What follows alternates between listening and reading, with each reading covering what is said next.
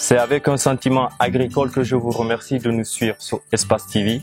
Chers passionnés, savez-vous que 1 milliard de personnes souffrent de famine dans le monde, alors que nous pouvons tous produire, comme le fait ce jeune passionnant, captivant, surprenant, actif dans la préfecture de Forêt-Caria, Kindia et du Brika.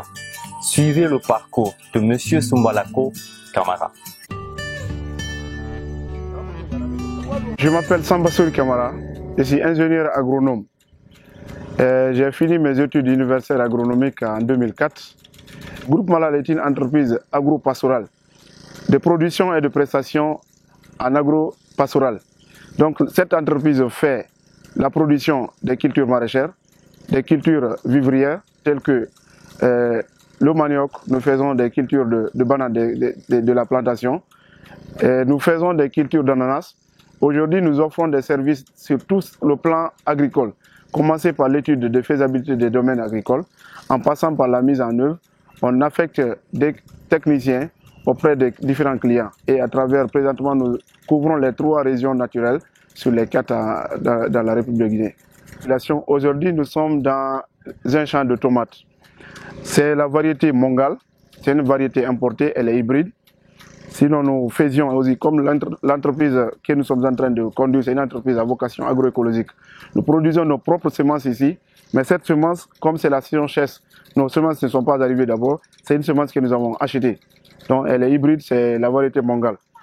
On prépare nos propres composts ici.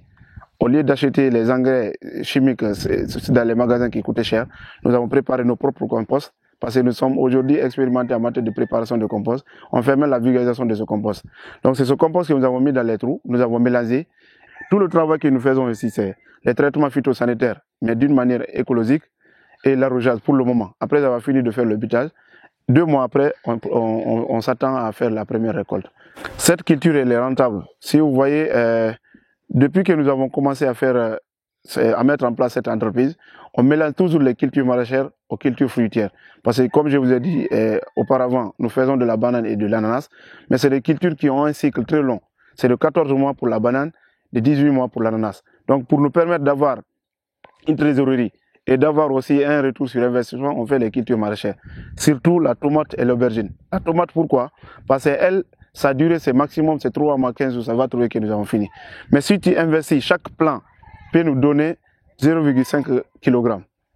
Quand vous multipliez 32 000 plants dans l'hectare fois 0,5, combien ça va nous donner? C'est au-delà de 15 tonnes à l'hectare. Et si vous vendez présentement la caisse qui est de 30 kg de tomates, 200 000 francs ou 250 000 francs, quand vous multipliez, c'est plus de 25 millions. Donc elle est rentable pour nous.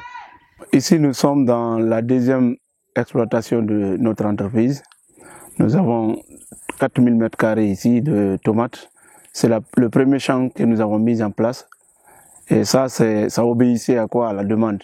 Donc on ne peut pas mettre en place tous les 2 champs à la fois pour pouvoir ravitailler d'une manière continuelle la clientèle. C'est ce qui nous fait une culture séquentielle. Mais ici c'est un champ, comme vous avez vu, c'est un champ qui est en association. Nous avons quelques plants de papayer, quelques plants de manioc. Nous avons quelques plants de gommo à l'intérieur. Nos objectifs en long terme, c'est de devenir, comme vous avez vu, c'est de nourrir le monde à travers cette terre. Parce que nous n'avons pas une autre vocation si ce n'est pas de travailler la terre. Donc c'est de mettre en place. Aujourd'hui, nous avons 4 hectares à notre disposition, mais baillés. Notre vision, c'est d'acheter 10 hectares, de les installer définitivement. Parce qu'ici, on ne peut pas mettre en place des ouvrages ou des installations sur le domaine de quelqu'un. Donc c'est d'avoir 10 hectares sur lesquels nous allons évoluer en agro-pastoral. Quand je dis agro-pastoral, c'est agriculture et l'élevage, parce que nous avons des expertises dans tous ces domaines.